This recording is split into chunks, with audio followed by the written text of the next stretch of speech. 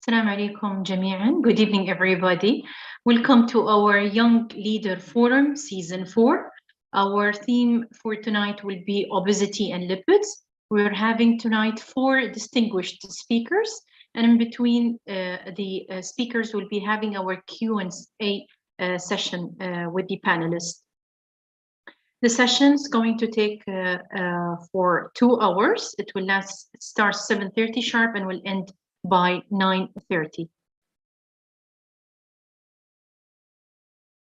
So this our webinar for today is live streamed on the EDS YouTube channel, and it will also be available on demand on the EDS Institute website. For any questions for the presenters, you can always type in between your questions in the Q&A box and address the speaker's name, so the question will be directed to him in the Q&A sessions.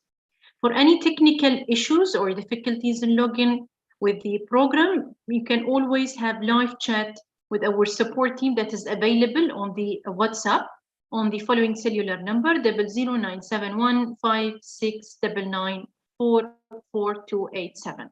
Our session for tonight is accredited by the Ministry of Health of up to 1.5 CME hours. Following the sessions, you'll be receiving an evaluation form. You have to fill the form, and within 3 weeks, you'll be receiving your CME credits. And thanks to Servia for sponsoring our Young Leader Forum activities with their unlimited support. So without any further delay, we will start our first talk, Obesity Management in Adolescence. It will be given by Dr. Noura Al-Hassani. Dr. Noura is a pediatric consultant of endocrine and diabetes working at Tawam Hospital. She is as well adjunct assistant or professor at College of Medicine and Health Sciences at UAE University. So without any further delay, I'll give the mic to Dr. Noura.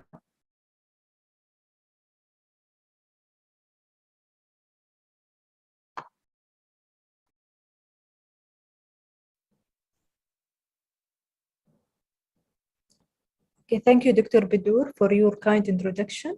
Good evening, everybody. My pleasure to participate again in the Young Leader Forum.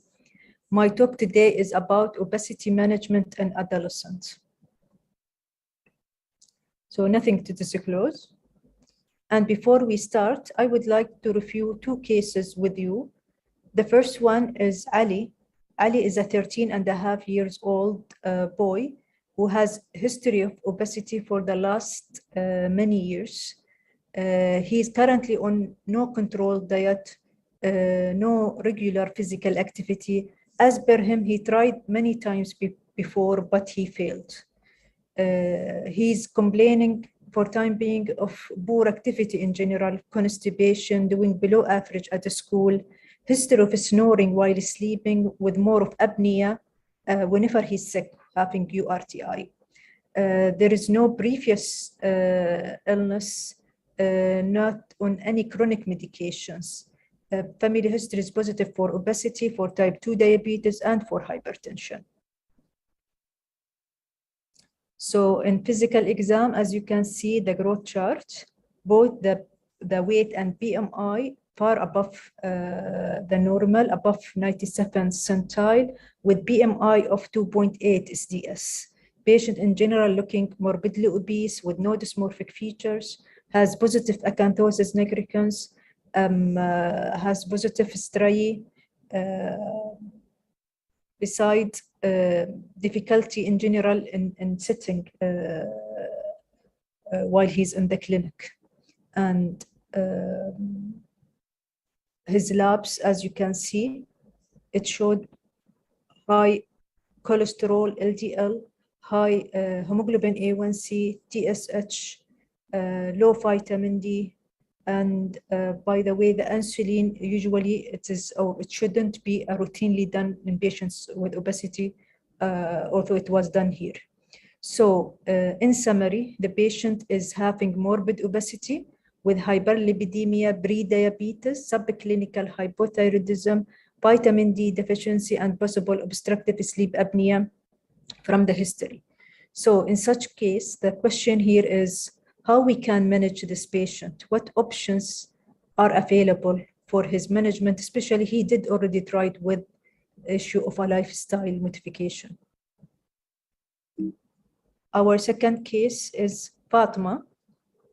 Fatma is at 12 years, 8 months old, known case of homozygous pathogenic variants on MC4R gene.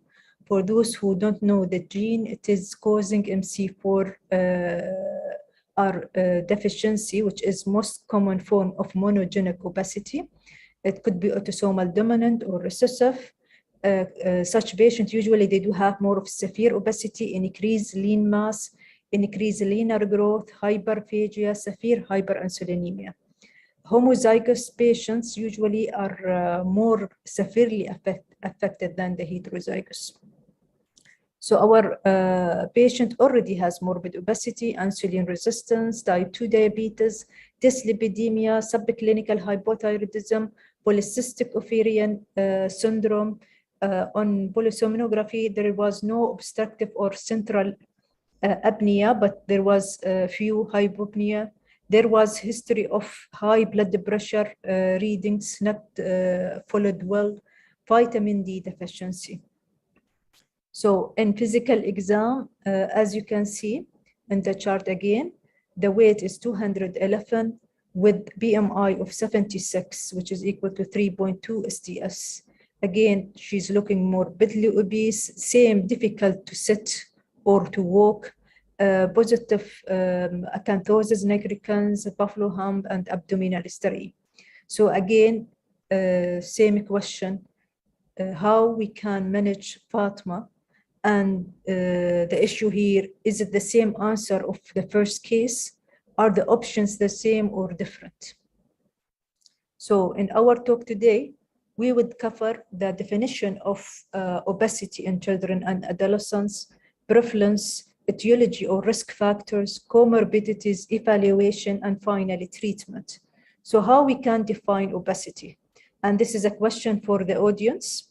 So in your own center, which method usually you are using to define obesity in adolescent? Are you using BMI value itself, BMI SDS, percentile, or Coley criteria?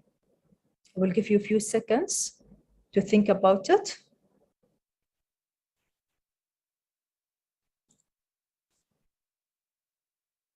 So in children and adolescents, unlike the adults, definition of obesity actually depends on the BMI percentile, or could be by SDS or what you call it Coley criteria.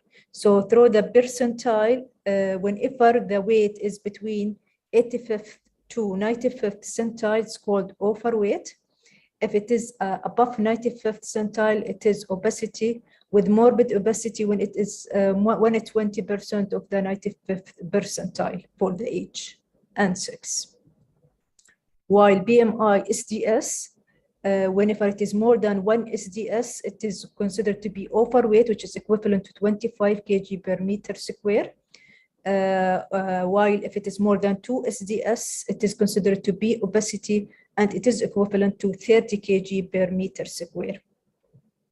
What about the Coley criteria? It is based on an international cut-off points study looking for BMI for the overweight and obesity for both male and female between 2 and 18 years, which has been equivalent to a 25 BMI of 25 and 30 at age of 18, which is defining the overweight and the obesity. Okay, so what about the prevalence of obesity?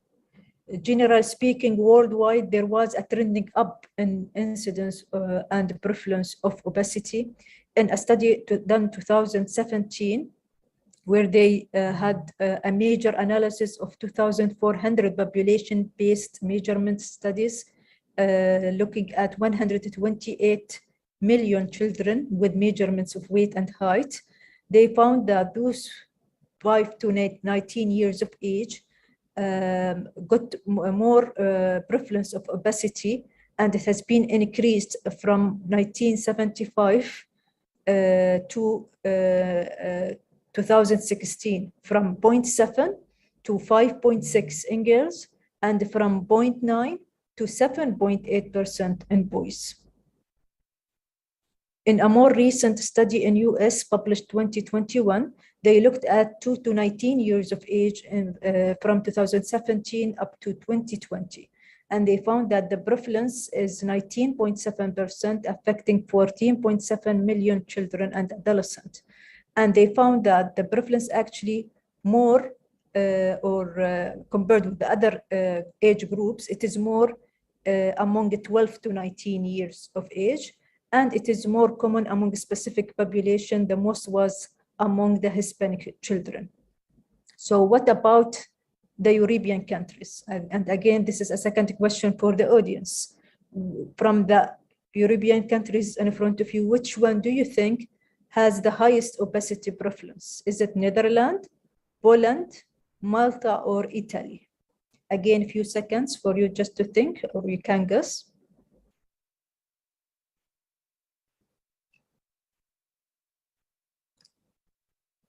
Okay, the answer here is based on this study, which is looked at different European countries, published 2020. And here they found that at age of 15 years, it was more of an overweight or obese with a prevalence of 1 in 5 in 2018, which is 19%. And it was higher compared with 2010, where it was 1 in 6. 16%. And in general, there was a threefold variations in the overweight and obesity rates among adolescent and across European countries. So it was ranging from 12% in Netherlands to 36% in Malta. So the answer here was Malta. And as you can see, it was in boys more than girls. Okay, this is the international studies, but what about our local data? A landmark study in obesity done by Dr. Genebi and his colleagues in 2013 showed that among 1,440 kids 5 to 19 years of age, around 15% were overweight and 19% were obese. And within among the obesity, the male was more than female. Another more recent study published this year, done at Dubai schools, they found that among 1,683 kids, most of them from 12 to 18 years of age, overweight was 25%, while obesity was around 15.7%. So by this, at least, we can agree all together that obesity is a public health problem, national and international wise. So what is the etiology of obesity? There are different causes, most commonly due to lack of physical activity, unhealthy eating habits. Other causes could be the genetic factors, such as specific mutations result in some sort of monogenic obesity, hormonal problems such as hypothyroidism, growth hormone deficiency, Cushing, psychological issues, depression, eating disorders, and finally, socioeconomic status, income, and education. Obesity has as well multiple complications involving multiple systems. So generally speaking, it affects the cardiovascular, causing hypertension, dyslipidemia, affect the GI, causing gallstones, fatty liver, and neurological wise can cause a pseudotumor cerebri, respiratory asthma, obstructive sleep apnea, endocrine type 2 diabetes, of course, and polycystic ovarian syndrome, genitourinary irregular menses with polycystic ovarian syndrome, bone, slipped capital femoral epiphysis, renal wise glomerulonephritis or nephrotic, skin changes, as well as psychological such depression and eating disorders, low self-esteem. Therefore, treatment is definitely being required. So regarding the evaluation, such patients, how we can start evaluating and what we should do. All patients above 85th centile, they should go through a detailed history and physical exam. We need to look at when it was started, how would the progress, what was associated, any associated symptoms or complaints, any chronic illness, chronic medications. Regarding family history, definitely a detailed diet history is required. So if it was normal, your history, then you go for looking to the comorbidities and treat accordingly. While if it is abnormal, then you need to look what is the finding there. So if it was obesity with low growth velocity, then you need to look for, or short stature, you need to look for the endocrine causes. While if it is neurodevelopmental abnormalities or severe hyperphagia, then look at the genetic evaluation, and the possibility of monogenic obesity is there. If it is CNS injury, then you need to think of hypothalamic obesity. So why we need to treat adolescent with obesity?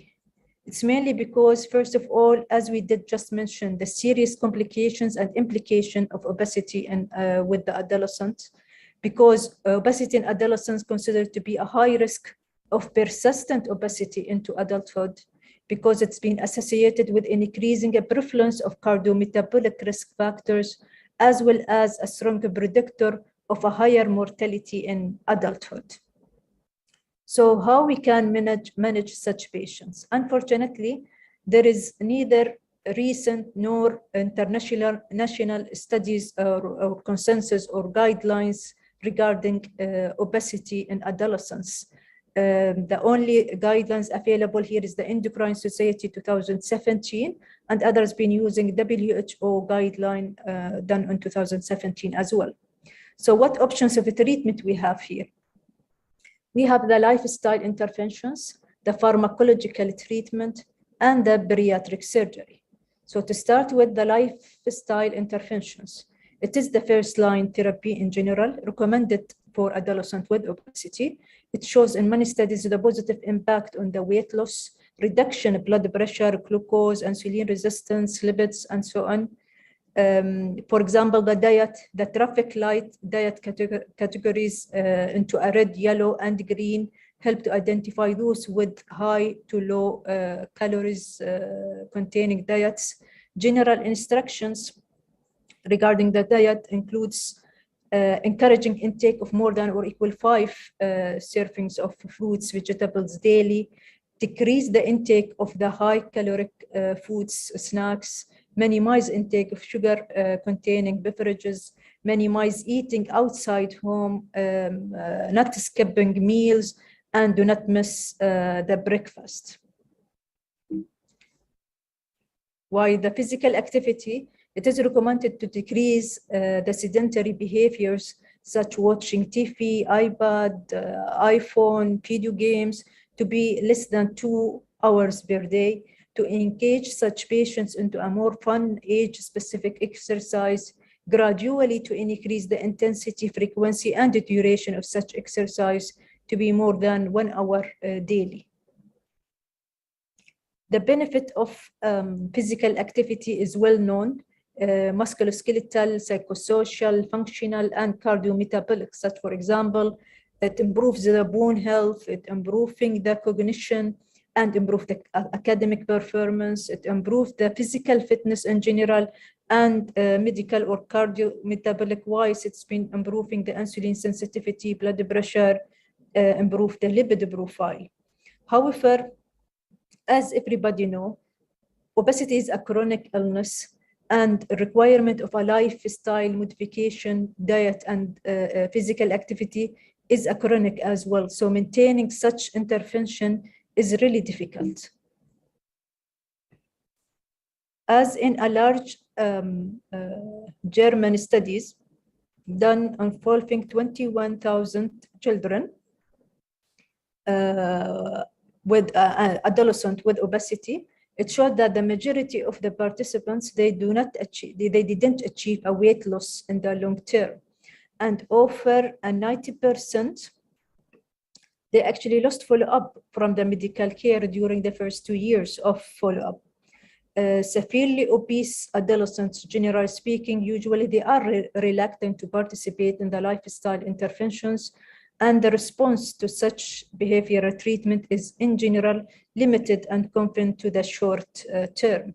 So our second option here is the pharmacological treatment.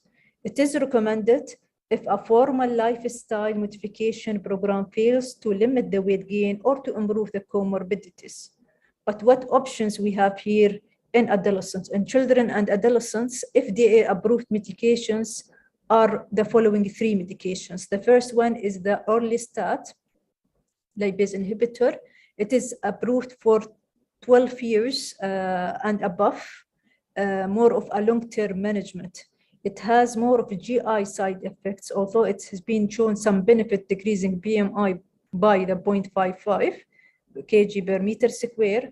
However, it has low long-term use, and practically it is of no much efficient or benefit. The second one is phentermine, has been licensed for more than 16 years of age, with same BMI reduction benefit of 4% at 6 months. And the same, it has some side effects, and not everybody's been really using the phentermine in this age. The last option, and actually it is the most recent licensed by FDA in 2020, liraglutide, has been approved for above 12 years of age based on the famous SCALE-10 study, which is a random, it is a controlled blinded study where they looked at 126 patients or adolescents who kept on liraglutide and compared to a placebo for around 56 weeks. They found that a BMI loss of reduction in BMI of 5% and 53% in the liraglutide group compared to 18.7 in the placebo group. So it is promising. Other medications, which actually more of a non-FDA approved medications used in pediatrics, are the following, which I'm not going to speak about except the metformin. Metformin, commonly used off-label in pediatric obesity. Again, it is not FDA approved for obesity treatment, but it is approved for type 2 diabetes in children above 10 years of age. It is known to reduce hepatic glucose production and increase peripheral insulin sensitivity, and it may reduce the appetite. It's shown that it decreases the BMI, but only by 1.16 kg per meter square over 6 to 12 months duration. Definitely, it has many of a GI side effects.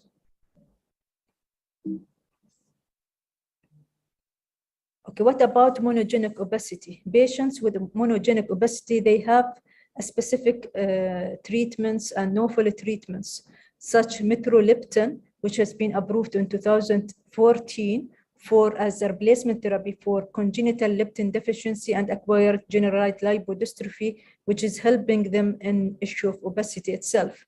Other one is the setmelanotide, which is an MC4R agonist, approved in 2020 for 6 years and above children with a specific genetic mutations, including BOMC deficiency, FCSK1, and leptin receptor deficiency. Definitely, we should not forget treating the comorbidities based on what the patient is having beside treating the obesity itself.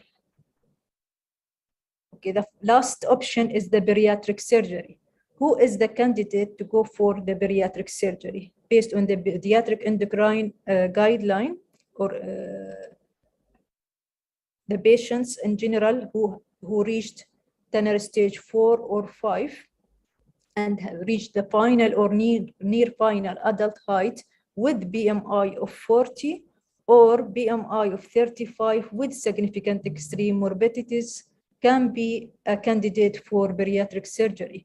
But such patients as well, their extreme obesity and comorbidities should persist despite compliance with a formal program of lifestyle modification with or without pharmacotherapy.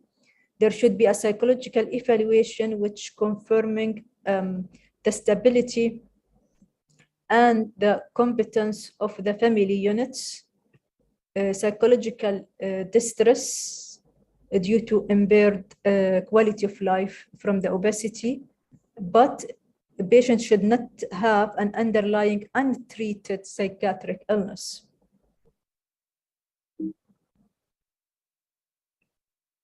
The patient as well should demonstrate the ability to adhere to the principles of healthy dietary and activity habits.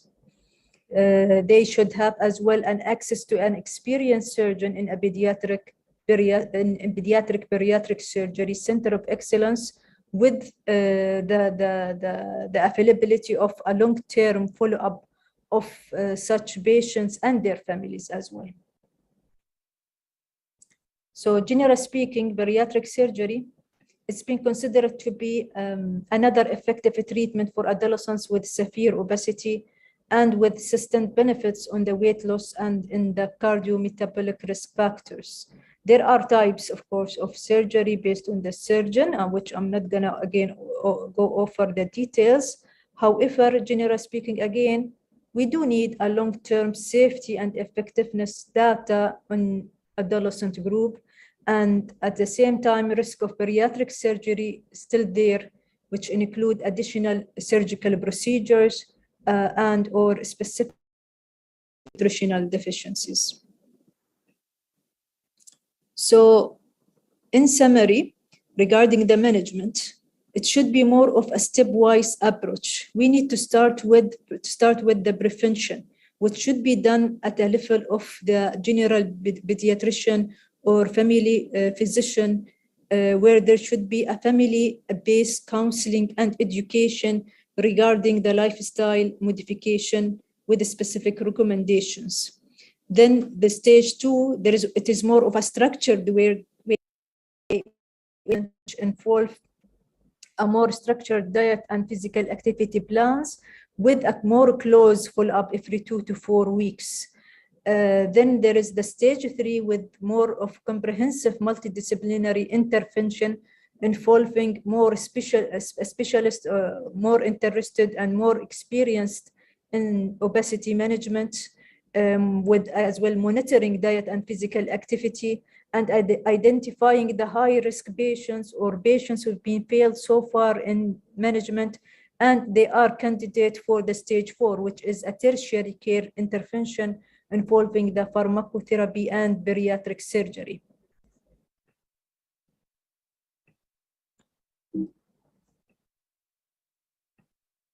So in conclusion, adolescent obesity is a serious public health problem worldwide. Multiple risk factors are associated with adolescent obesity and it need to be identified. Assessment of comorbidities is needed in the initial workup and need to be included in the management as well. Each management option of obesity has its own benefits and challenges. And finally, multidisciplinary team approach is needed. Thank you so much for your listening. And the mic will go back to Dr. Bidur. Thank you.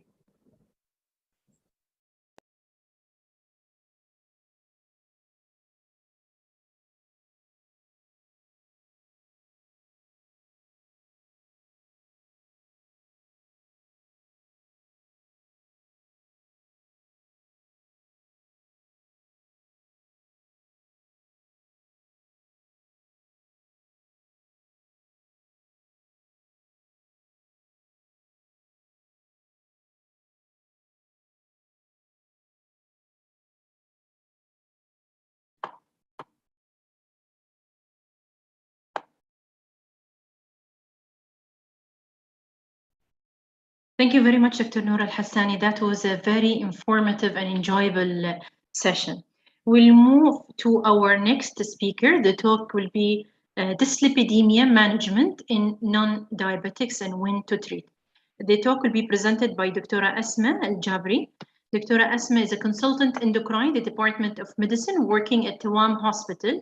She's as well an adjunct assistant professor in the College of Medicine and Health Sciences at University. She has received an outstanding abstract award travel with Indo 2020. Her field of interest in endocrine is in osteoporosis, bone metabolism, obesity, lipid metabolism disorders. So the mic is yours, Dr. Asma.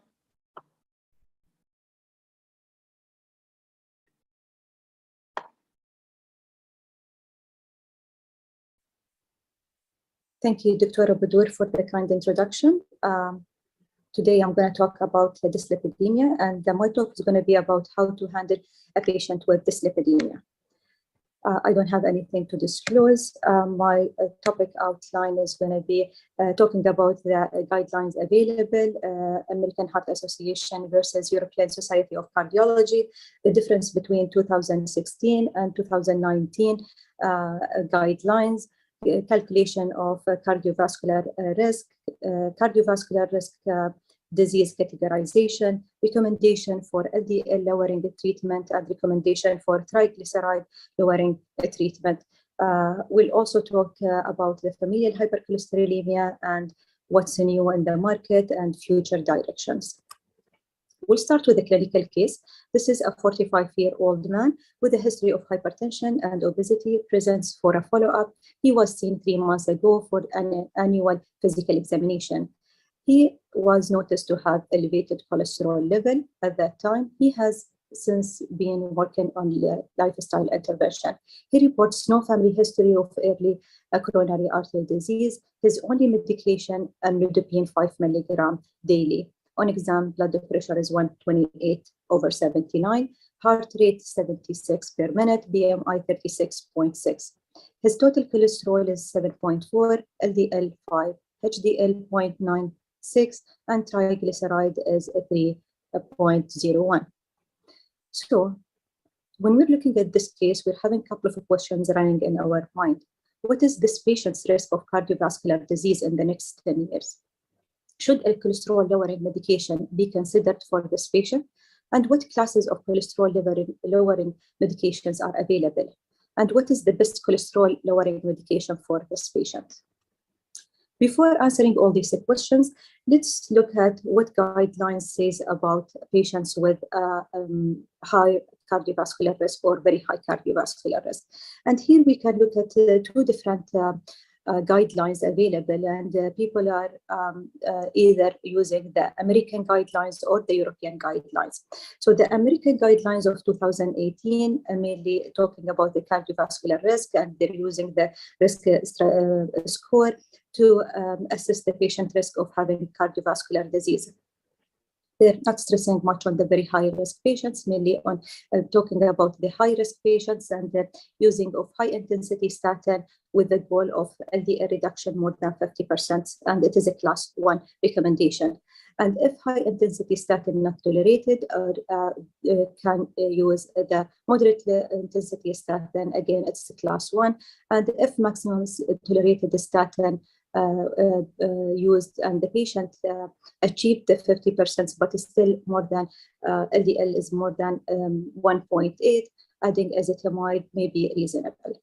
And when we're looking at the European guidelines 2019, they're stressing more on the very high risk category, and it is always recommending the use of high intensity statin, which is class 1A recommendation. Remeasure the LDL in 4 to 6 weeks, class 2A C recommendation, and if the patient is having LDL level more than 1.4, ezetimibe should be started and should remeasure the LDL in another 4 to 6 weeks. And if the patient is still having high LDL, to start the patient on PCSK9. And since this presentation is going to be mainly discussing the European Society guidelines for the management of dyslipidemia, I just want to compare the 2016 and 2019 LDL goals and the guidelines. So if we're looking at the low risk, both 2016 and 2019 agreed that the low risk should achieve LDL level less than 3 millimole per liter, while the moderate risk, it was less than 3. Now the target should be less than 2.6. In the 2016 guidelines in regard of high risk and very high risk, there was supposed to be 50% reduction from the baseline level, or to achieve the target level for the high risk, it was 2.6, and for very high risk patient was 1.8. While in the new guidelines 2019, the recommendation is to achieve 50% reduction and less than the target for each group, which is for high risk less than 1.8 millimole per liter, and for the patients with very high risk less than 1.4 millimeter. And in the new guidelines 2019 and the consensus in 2021, they recommended that there is a new category of patients labeled as extreme high risk patient who had second cardiovascular event within the 2 years, and those patients should achieve 50% reduction from the baseline, and plus their level should be less than 1 millimole per liter. And we can see that there are so many studies being done to study the correlation between the LDL level and the cardiovascular risk. And there are meta-analysis of Mendelian randomization studies, prospective cohort studies, and randomized controlled trials. And all these studies showed that the greater absolute LDL cholesterol reduction would achieve a greater risk, cardiovascular risk reduction.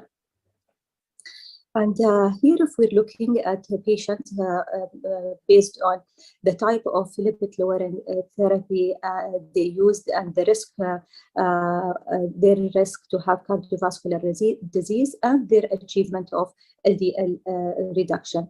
So in 2016, 54 patients achieved their target LDL goal, while in patients in 2019, there was only 33% of patients achieved their LDL target.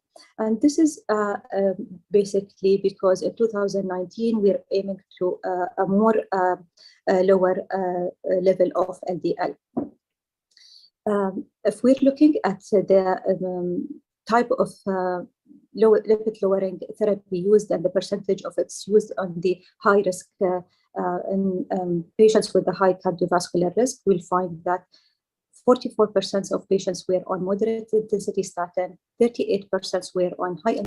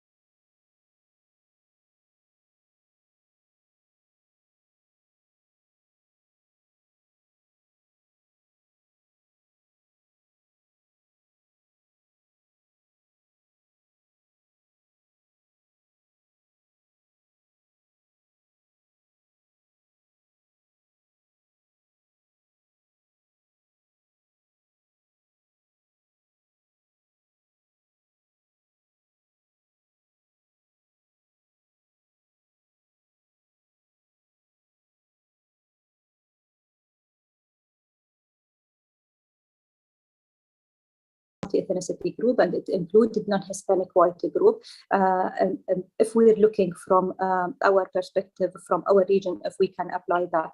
But since this risk score is not including the lifetime, the applicability of this risk score would be less comparing to other scores. If we're looking at the European scores, score 2 and score 2 OP, these scores are recommended by the European Society of Cardiology. But all these two scores were studied on Caucasian patients and mainly on European patients, and they were not studying a multi-ethnicity group. So again, that was a pitfall of this score if we're looking at from its applicability on our population. The Gulf and Middle East lipid expert panel recommended that the most applicable risk score for cardiovascular for our population it's either JBS3 or QRISK. These calculators were studied on a multi-ethnicity group, including multiple factors, cardiovascular, vascular for the patients, including family history of the patients, if the patient is having rheumatoid arthritis, if the patient is having inflammatory disease, their history of other diseases. So if we're going back to our patients, and we can look at here, I just tried the Q risk calculator to check our patient's risk. And you can see here there is an age, sex of the patient, if the patient is smoking, if the patient is having other diseases, if the patient is on blood pressure medication. And here is also calculating the cholesterol HDL ratio, the systolic blood pressure of the patients, and the height and weight. The calculated risk for our patient was 7.6, and here you will get the generated report of the calculator that this patient 10 years Q risk is 7.6. The score of a healthy person of the same age, if we take the same age of this patients with the same sex and ethnicity, would have only 2%. If the patient is healthy and doesn't have the hypertension. This patient's relative risk is a 3.7, and the Q risk of this patient's healthy heart age is 61. What does that mean? That means the age of which a healthy person of my patient, sex and ethnicity, has his 10 years risk. So our patient is 45 years, but his risk is equal to a healthy man at his age of 61. So if I want you to remember one slide from my presentation, is going to be this slide. This slide is also from the European Society of Cardiology. It's talking about the treatment goals for LDL across the categories of a total cardiovascular risk. And here it's showing the targets for each group, the types of the group, low, moderate, high, very high, and their target, and the categorization of each group. For example, here below 3, below 2.6, and here for high 1.8, and for very high 1.4, and for sure with a 50% reduction from the baseline. So if we're going to look at the very high risk group, what's new in this very high risk group? So in the recent guidelines, they're documenting that the patient should have, to be labeled as a very high risk group, a cardiovascular disease, either clinically or unequivocal on imaging. So even if the patient didn't have the cardiovascular risk clinically, only on imaging should be labeled as a very high risk patients. Diabetes with the target organ damage is a very high risk, or if the patient is having 3 or more major risk factor. Severe CKD, eGFR less than 30 is also a very high risk. Patients with familial hypercholesterolemia with a cardiovascular disease or with another major risk factor considered as a very high risk. What is the recommendation for this group? So in secondary prevention for such patients should achieve, as I mentioned, 50% reduction from the baseline, along with achievement of their target of less than 1.4. And the primary prevention in those patients with a very high risk, but without HFH, also the they should achieve the 50% reduction with the LDL less than 1.4. Again, this is class 1 recommendation, class 1C. And a primary prevention for individual with the FH and at a very high risk group, 50% reduction with the LDL of 1.4. It's a class 2 recommendation, class 2A level C. What about the patients with the high risk group? The LDL should be 50% reduction from the baseline with LDL level of less than 1.8. And again, this is a class 1A recommendation. If the patient goals not achieved with the maximum tolerated dose of a statin, a combination with the ezetimibe is recommended, class 1B. For secondary prevention, patients at a very high risk, not achieving their goal on a maximum tolerated dose of a statin and ezetimibe, a combination with a PCSK9 inhibitor is recommended. This is a class 1A recommendation. For a primary prevention, patients at a very high risk group, but without FH, if the LDL is not achieved on a maximum tolerated dose of a statin and ezetimibe, combination with a PCSK9 inhibitor may be considered, class 2BC. Lipid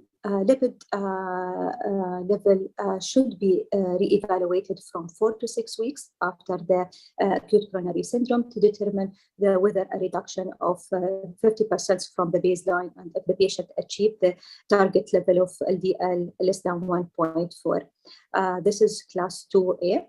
And if LDL goal is not achieved at a 4 to 6 weeks with the maximally tolerated statin dose, a combination with ezetimibe is recommended.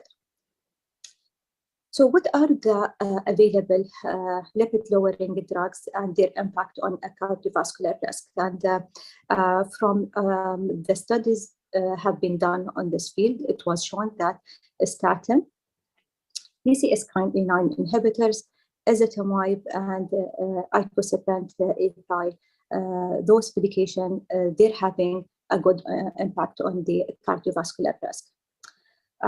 This graph showing you the types of medication available in the market and what is the future would be available and their mechanism of action, which enzymes work. It's either, for example, here ezetimibe inhibiting the cholesterol absorption in the intestine. Some of the medications working at the liver, the enzymes here. If we're talking about the new medication, pampidoic acid is working a step up before the statin, the HMG coenzyme reductase inhibitors, and lumitapide is also inhibiting the cholesterol production in the liver. So when we're deciding to start the patients on the treatment, we're always looking at the patient baseline level and how much we want to reduce their baseline level of LDL. And when we're choosing the medication, we're looking at what is the possible reduction on LDL by starting this treatments. So, for example, if you're starting patients on moderate intensity statin, you're achieving about 30% reduction of their LDL level. While if you're starting the patients on high intensity statin, the possibility that you will achieve 50% reduction. High intensity statin with ezetimibe, 65% reduction. PCSK9 inhibitors per se would cause 60% reduction. And when you combine it with a high intensity statin, will achieve around 75%. And if you combine it with statin and ezetimibe, is going to achieve around 85% reduction. So endocrine, European Society of Cardiology is recommending to do a lipid panel for patients at a baseline, then 4 to 6 weeks. After starting the patients on the medication, then you will decide when you will do it next based on their achievement of LDL target for each patient. Total cholesterol, LDL, HDL, triglyceride, and lipoprotein (LIL-A).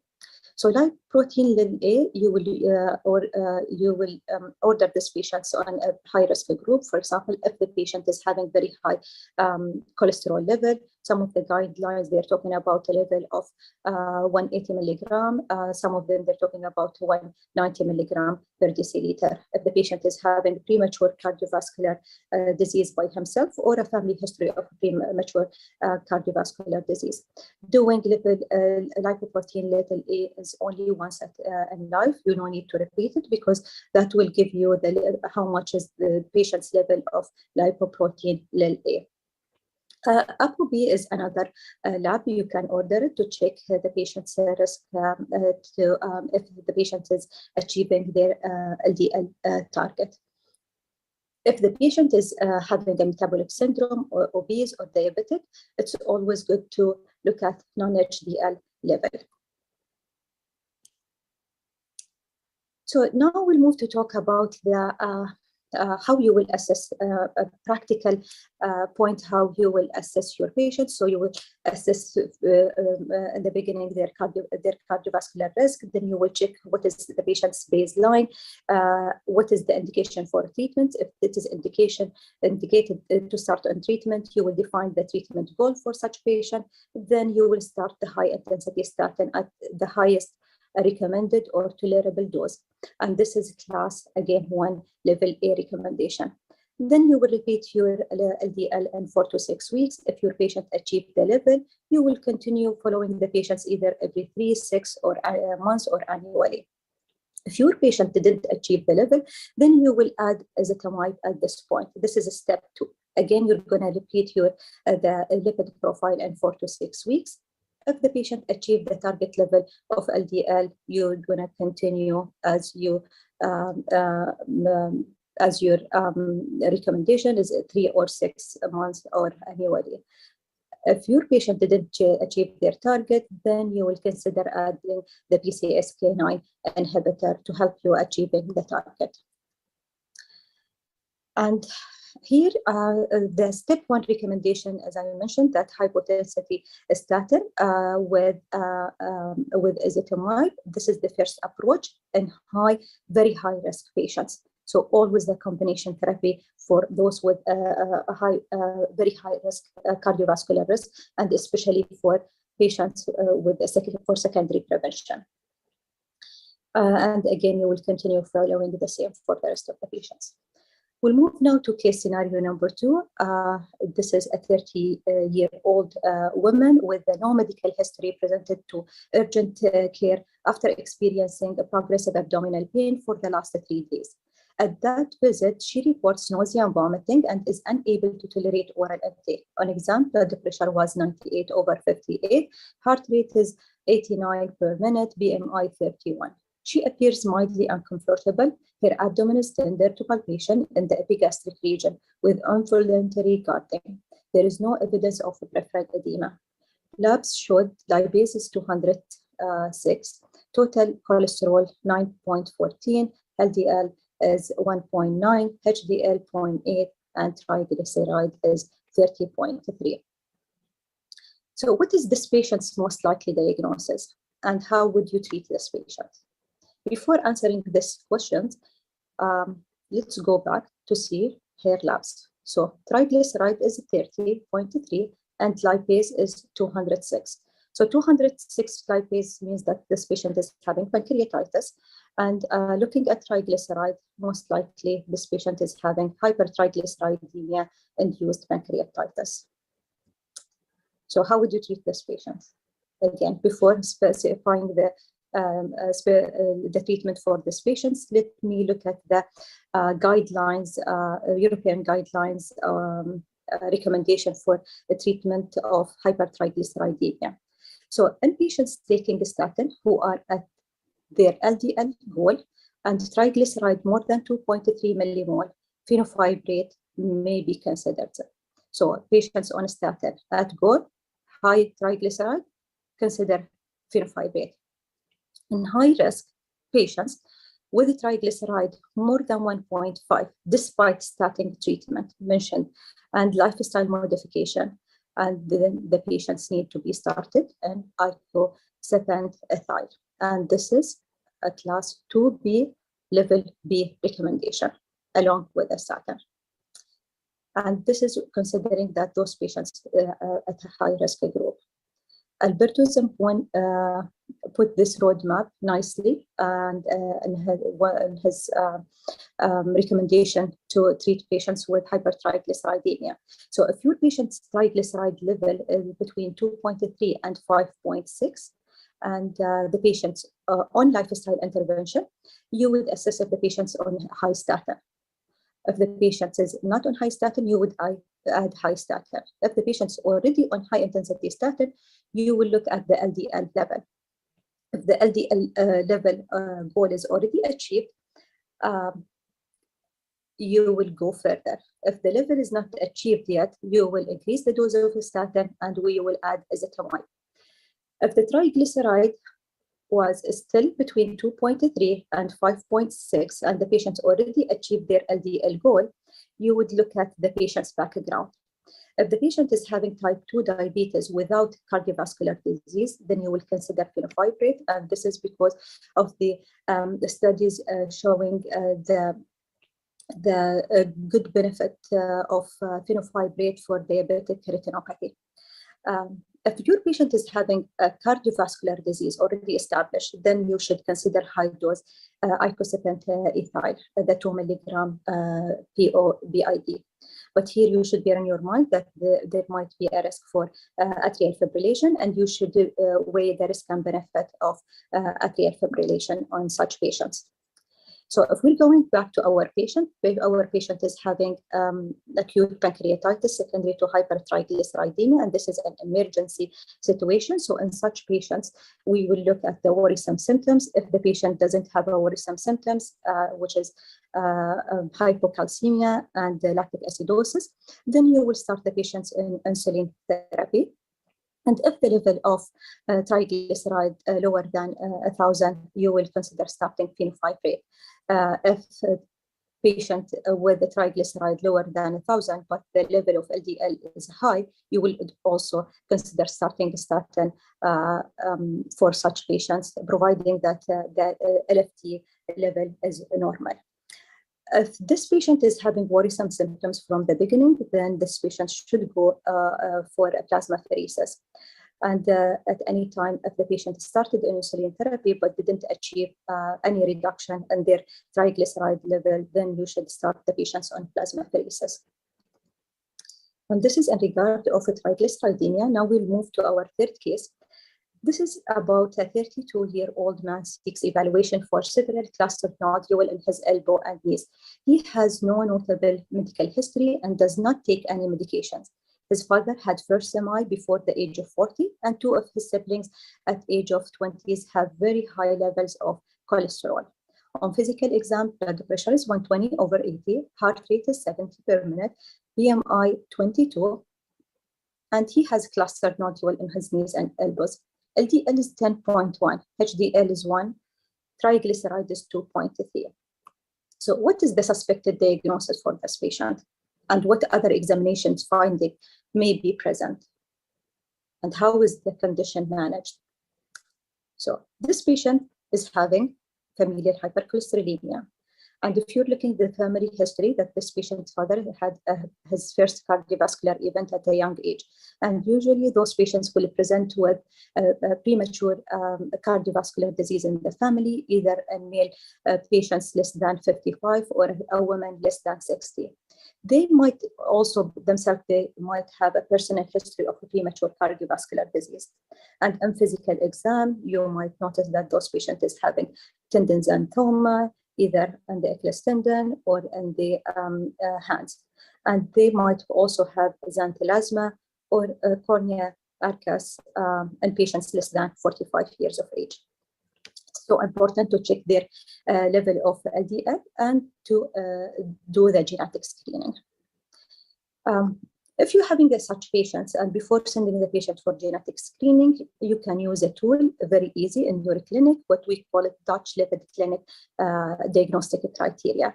And there is a couple of questions in this diagnostic criteria, like the family history of the patients, the clinical history, assessing the physical examination, LDL of the patients, and if he had any DNA analysis for familial hypercholesterolemia. This calculator will give you the probability of FH in your patients, either a definite risk, a definite diagnosis, if the patient got more than 8 points, probable if patient's points between 6 to 8, and possible if the patient is having 3 to 5. And then you will decide to start a treatment for such patient. So when you're having patients with a familial hypercholesterolemia, patient education and genetic counsel is really crucial. Referral to an endocrinologist and lipid specialties is really very important. Cardiac evaluation and risk factor modification for those patients should be emphasized during the visit. Lipid lowering statin therapy with potential addition of other lipid lowering agents as needed, with the goal of LDL reduction more than 50% and to achieve their goal of LDL. And if you remember that we divide them either to high-risk group if they don't have a history of cardiovascular disease or any major risk factor, and we will that target will be less than 1.8 if they have any premature cardiovascular disease or the patient has a risk factor, then they will be categorized as a very high risk patients, and their LDL target will be 1.4. LDL apheresis in severe cases that do not respond to pharmacological treatment.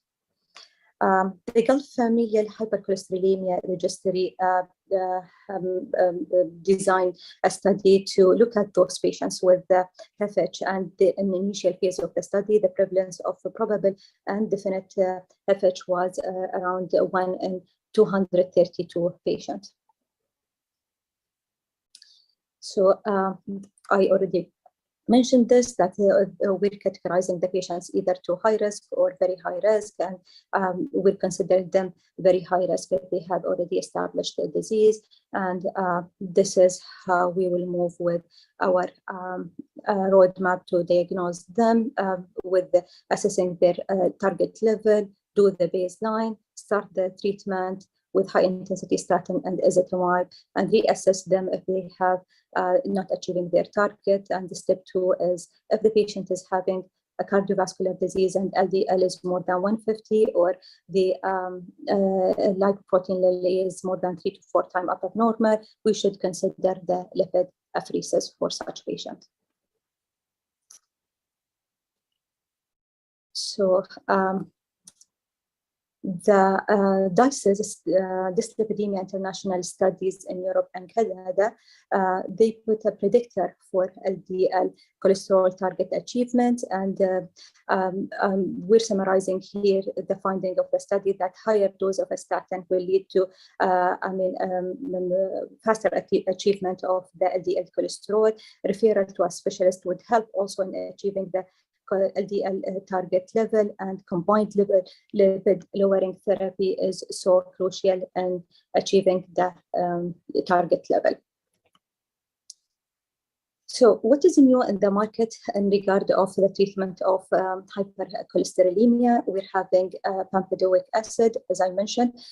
It is available outside. It's not yet available in the UAE. It would help in 20% reduction of LDL, and it works mainly one step above the HMG coenzyme reductase inhibitor, and it is not very strong, but when the patient is not tolerating the statin, we can start the patients on pampidoic acid and the ezetimibe, and in combo would achieve around 40% reduction of LDL. Recently, we started to use also inclisiran, which is a small interfering RNA. It's considered as a PCSK9 inhibitor medication. It showed a high efficacy in LDL reduction, around 50 to 60% from the baseline. We don't have enough yet a cardiovascular outcome on this medication, but in terms of LDL reduction, it was significant. Lomipatide is another new medication in the market. It's available now in the UAE. It's very expensive medication, reserved only for the patients with the familial hypercholesterolemia, homozygous mainly, not achieving their target. So what is in the future direction? We're having a couple of medications running in phase two trials. Those medications working in different pathways to help a reduction of the LDL level, like adenosine, lipoprotein A lowering therapy, pilacarcine, and SLN360, which is a small interfering mRNA medication. There is also a CATP medication, and those all still in phase 2 and not available yet in the market. With this, I'm coming to the summary of my presentation. Treatment strategy should match the cardiovascular risk of your patient.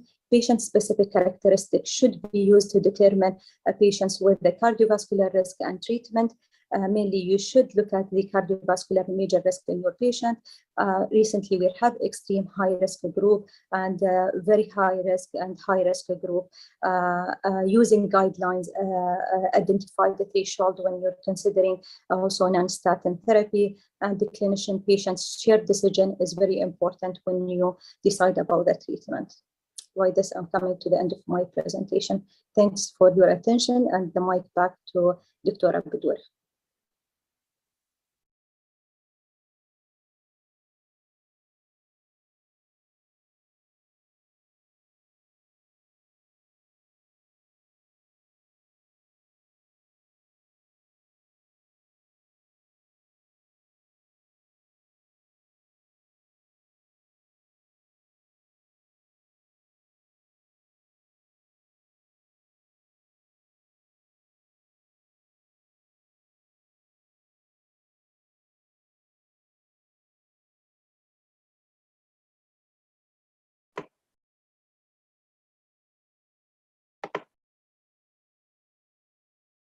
Thank you very much, Dr. Esma, for this thorough review and amazing session. So we move to our third speaker, Mr. Bakhit Al-Bishtawi. Mr. Bakhit, he's a specialist senior librarian working at Dubai Health Authority. His team is responsible for managing and developing all the library electronic collections, services, and training. He's also an editorial administrator at the editorial office of Dubai Medical Journal. Today, Mr. Bakhit will give us a talk on how much do you know about predatory journals. Test your knowledge. The floor is yours, Mr. Bakhit.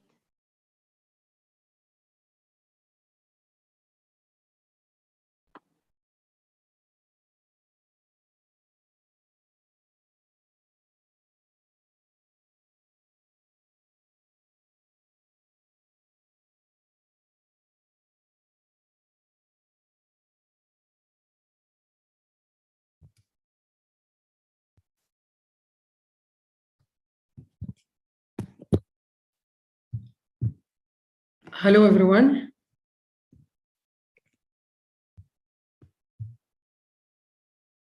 Can you see me and you can hear me? Please confirm.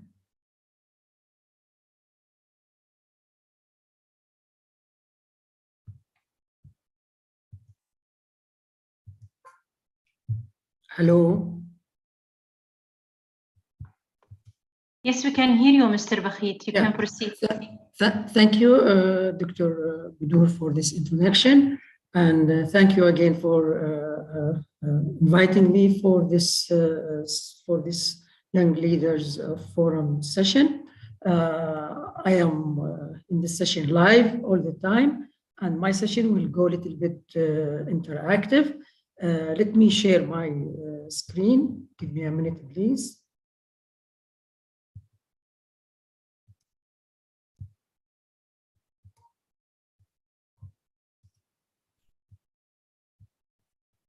Okay, I hope that you can see now this screen, and actually I can see more than 500 participants. So for those who is interested to join me interactively, please you can read the QR code using your cam, your mobile cam, and at that time you will use two devices, your mobile and your laptop, or you can go to this website, menti.com, and use the code.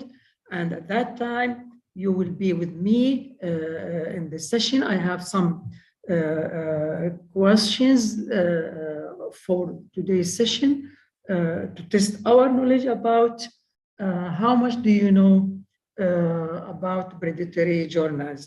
I'll give a minute for you to manage your devices, your mobile, your laptop. I will keep this QR code on the right side later.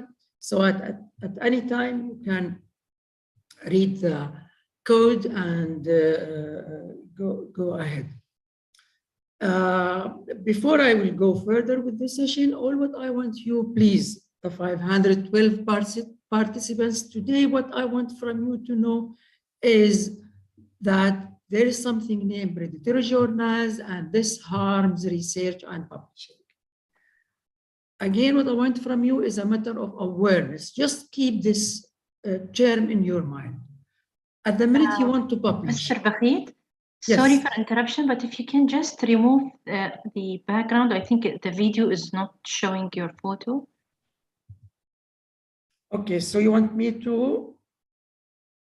Remove the virtual background because your photo is not showing behind the virtual background. Okay, so I will use none. Yeah. It's okay like this? No, it's still showing black. Okay, again, I will, this is the choose virtual, so I'm using none. Okay, what about this? No, this is none. I'm not using any background.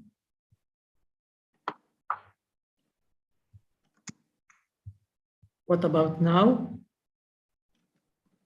It's showing blank. Blank, okay, maybe this is the one. Ah, yes, now it's, yeah, you can, Thank you yeah. very much.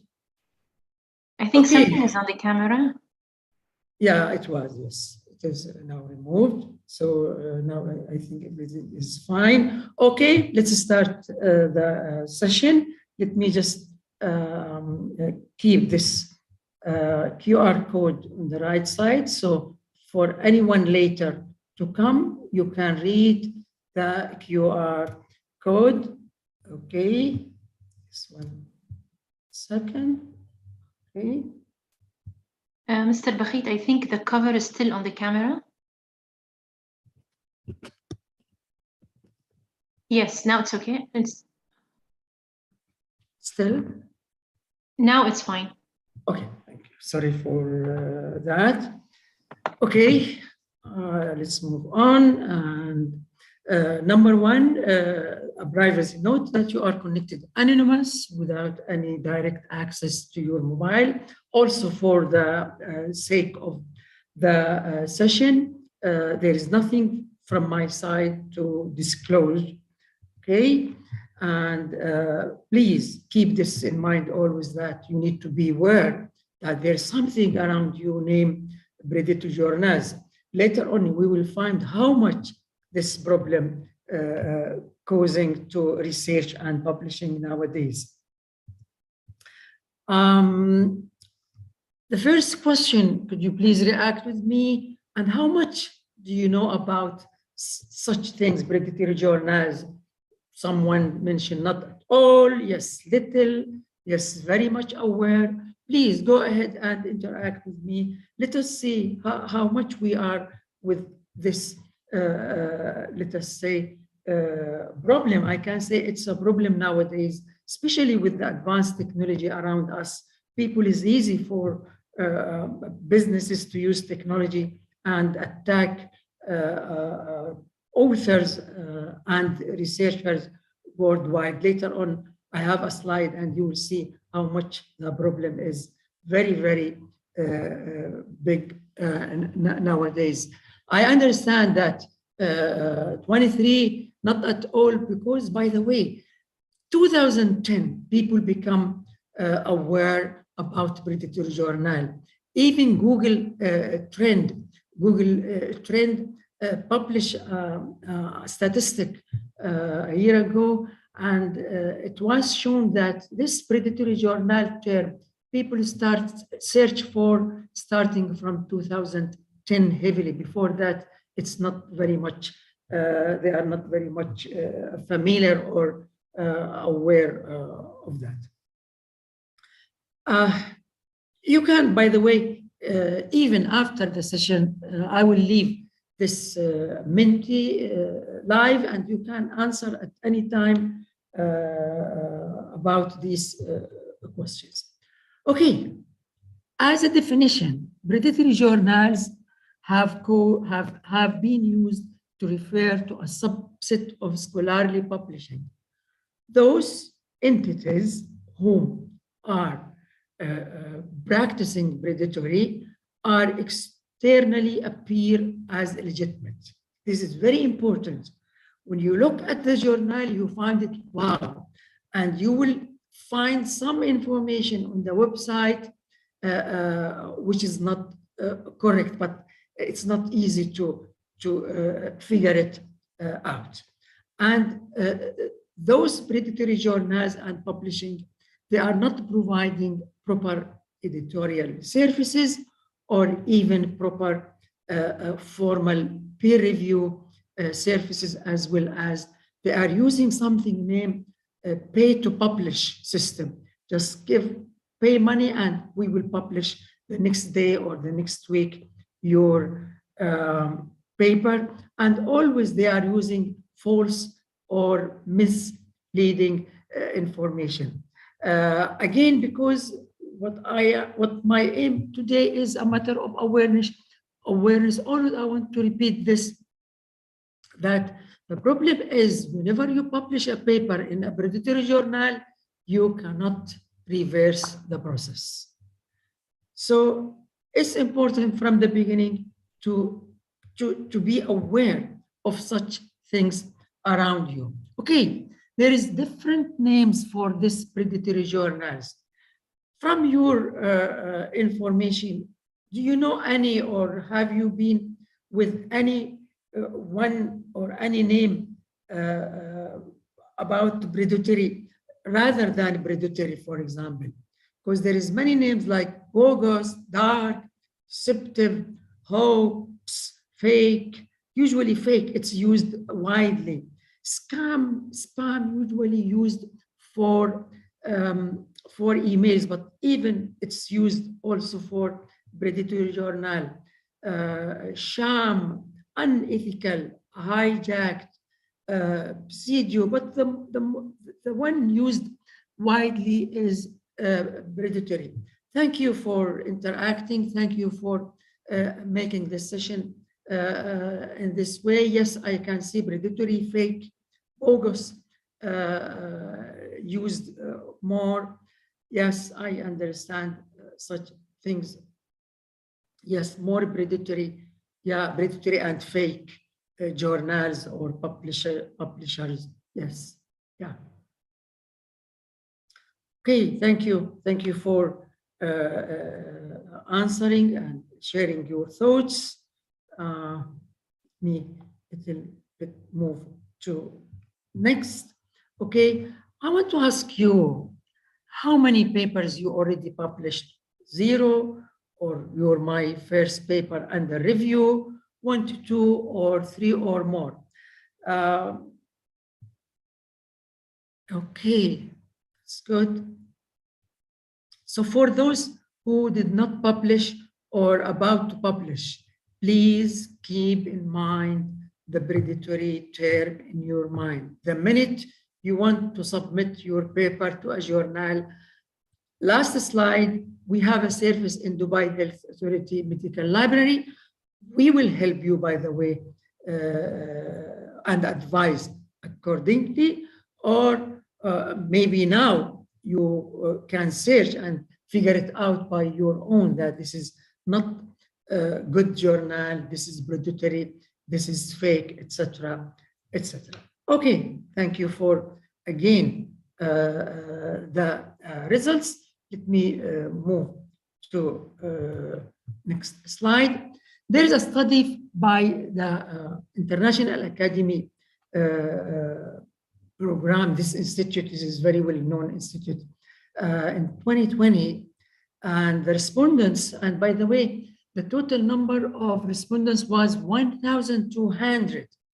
The study was a little bit large, admitted that publishing in a predatory journal, they publish already.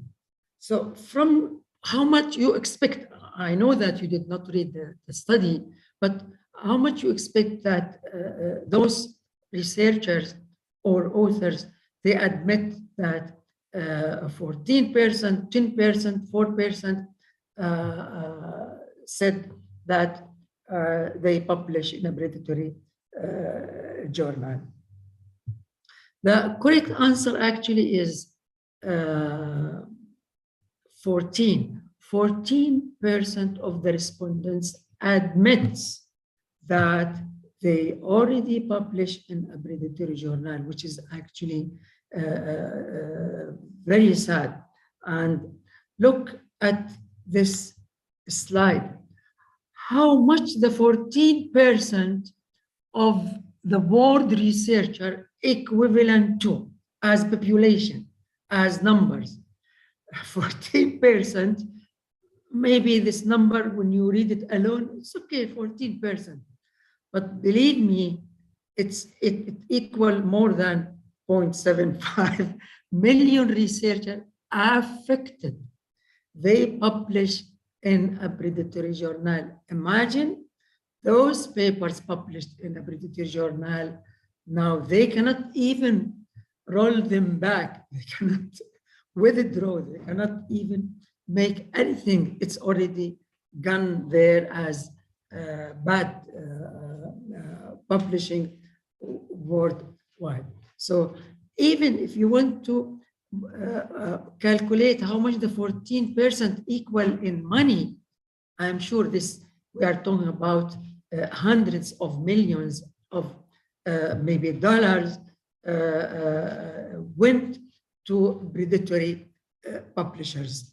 I hope now you can imagine with me how much this predatory journal and publishers is a big problem for publishing worldwide. By the way, I am not talking here about any regional or country or continent. This is worldwide. Another study, by the way, indicated that XX% of the articles in predatory journals attracted no citations over 5 years period. You know, we usually, when we want to rank a journal, or if we want to rank an author, we rank how many times your paper is cited.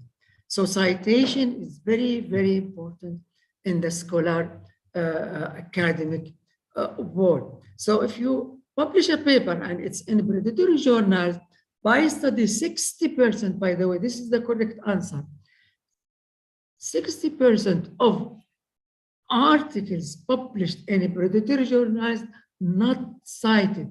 If you are a professor in a college, university, citation is very important for you to calculate your H index. And usually the university will ask you about how much is your H index. Or even if you want to apply for a job, they will ask you about your rank, H index. If your papers 1, 2, 10 are not cited, it means this will affect your rank or H index. So this is another problem caused by publishing in a predatory journal. Here is the something, actually, some predatory journals leaked into PubMed. This is true or false? And you know, PubMed, Medline, these two index are very, very important in the medical field, usually in research. If you want to publish, if you want to see that this journal is good, then they will ask, is it PubMed index? Is it Midline index? Unfortunately, some predatory journal leaked into PubMed. Yes, it's true. And that was a little bit in let us say, I think 80s or 90s, before the technology become as we know nowadays.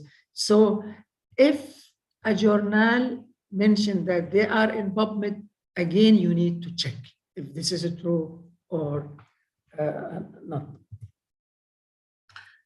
This question now is for you, and number one, your identity and answer are completely anonymous, and you have the option not to answer or it's not applicable. Have you ever published in a predatory journal? Not applicable, I prefer not to answer, or you can answer, please. It's like, again, your answer, your name, your identity, your answer is completely anonymous to us. Wow, so we have 1, 2, they publish in a predatory, but they don't know at that time. Sad. Yeah. I don't know if I have. Okay.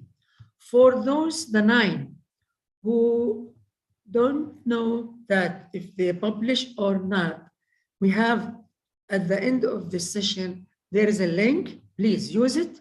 You can fill it today even, and we will answer you, we will reply to you, again, confidentially, that your paper is published in predatory or not predatory. Let me repeat for those, for the 10 people here and others, by the way, I can see there's 500 participants.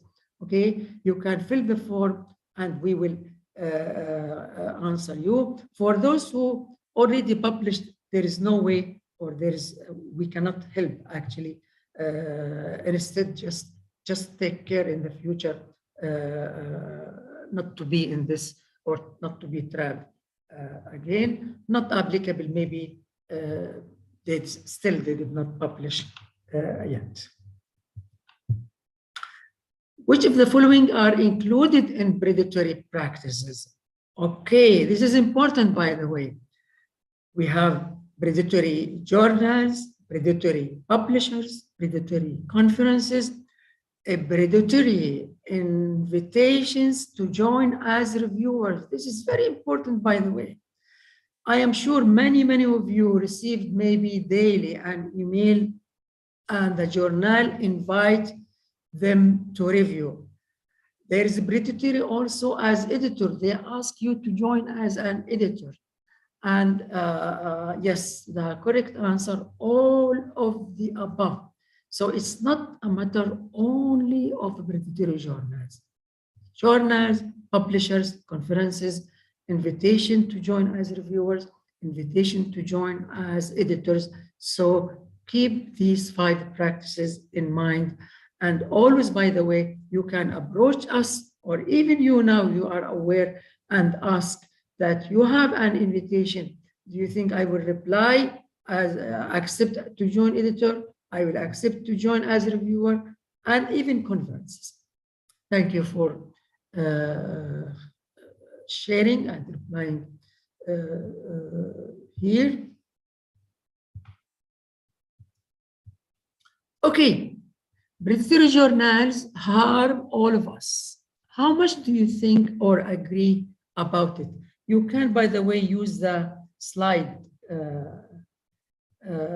right and left to, from your point of view, how much the medical science is affected by predatory journal publishers. It's waste of efforts, money, time, affect the author index. I mentioned this before. And the predatory journal website might not be stable, and your article might disappear. And by the way, by study, the most field affected widely by predatory journals is the medical sciences. They are affected widely by predatory journals.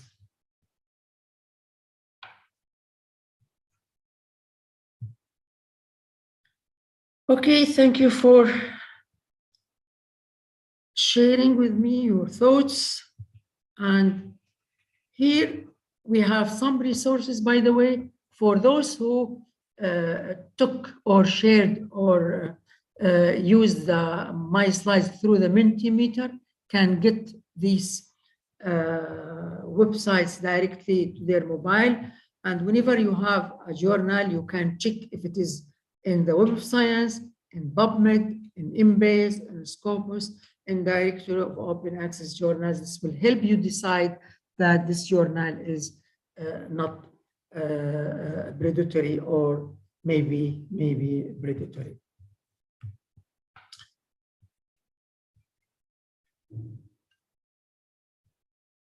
Now, get help and guidance from DHA Medical Library. And by the way, this service is not only for Dubai Health Authority Library, it's for anyone.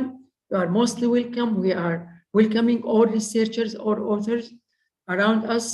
Are you in doubt with your journal selection and seek help? Or your manuscript already submitted and seeking guidance?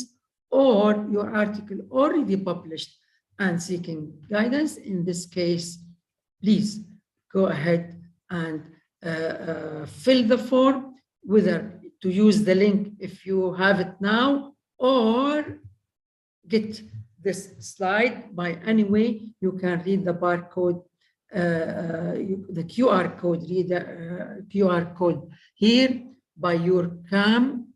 Even now, if you have time, you will get the form, or maybe you can use the link, the URL here, and feel free to fill the form and get help from us, and you are most welcome. And remember that we will keep your request confidential. You can even not write your name, but of course, we need your email to reply to you. Here is a list of further readings. There is, I just selected 49, but still there is more papers published about this subject, so as to know how much this subject become important. Together, 500 participants, please take this term and spread it among your colleagues. Hey, researchers, doctors, physicians, juniors, interns, residents, researchers, there is something named predatory journals, predatory publishers, predatory conferences. Just keep this term in your mind. The minute you want to publish, remember to seek guidance, or by yourself make a little search in the internet and figure it out if this journal or publisher or conference is a legitimate one or fake. Thank you for joining. Thank you for listening. And I am happy to take your questions later here, or even anytime using my email address, or even by filling this form. Thank you very much.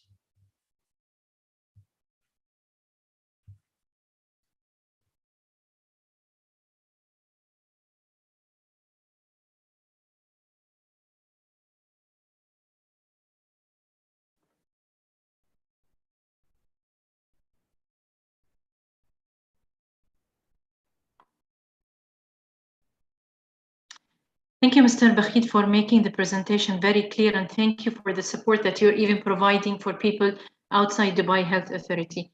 So now we are in the Q&A session. I would like to invite the whole panelists for the questions.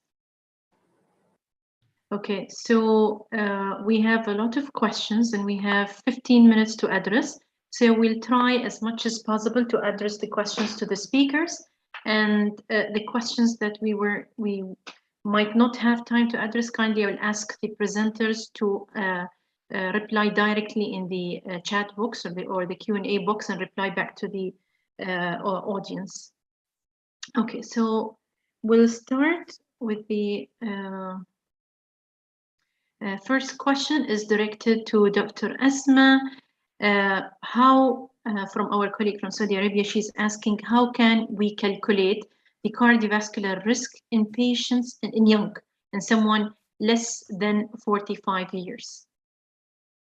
It depends on the guidelines the physician is using. For example, the American guidelines, they're considering if the patient is young, less than 40, and the patient is having family history, or the patient has premature disease, or the patient is having high LDL. You no need to calculate the risk calculator, but rather to start the treatment if the patient is having high. As the MENA and the Gulf expert panel recommending the Q-RISK-2 calculator, that calculator actually can be used for a patient between 25 to 84 years of age. So for a young patient, if the patient is young, you still can use the Q-RISK-2 calculator. Okay, so the calculator can be used, and if high risk, they can start the treatment. Okay, the second there are questions directed to Dr. Noura Al-Hassani. Dr. Noura, how would you define medication failure and treatment of adolescent obesity? Thank you, Dr. Abidur. This is a very good question. Whenever you are using medication and treating obesity as per... I cannot hear you well. Sorry. Can you hear me now? Yes. Yeah, I was saying, and treating patients with obesity, and as per endocrine society, whenever the BMI has not been reduced at least by 4%, while you are using the medication for at least 3 months on its full dose, then yes, it is being considered to be failed, and they've been recommended to reevaluate your patient, reevaluate the management, the compliance, and consider changing if he's really compliant. Okay, so the cutoff rate is 4%. I'll move to the questions that is directed to Mr. Baghid.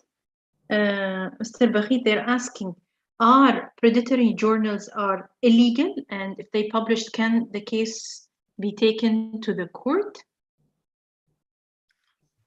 Actually, this is a good question, and legal, not legal, I don't have any actually case something like this. All what we know that this business is unethical and harming science. At the same time, I read that the European Union now they start something regarding how to maybe bring those publishers or journals to the court. Yes, there's something going like this, but it's still not clear. Still not clear. Okay. A question to Dr. Asma, how do you treat hypertriglyceridemia in a woman in reproductive age? Okay. If the young woman, looking at the triglyceride, I want to make sure that the patient is not having mixed hyperlipidemia. So I'm going to look at the LDL level, and if the patient is also fit for starting the treatment for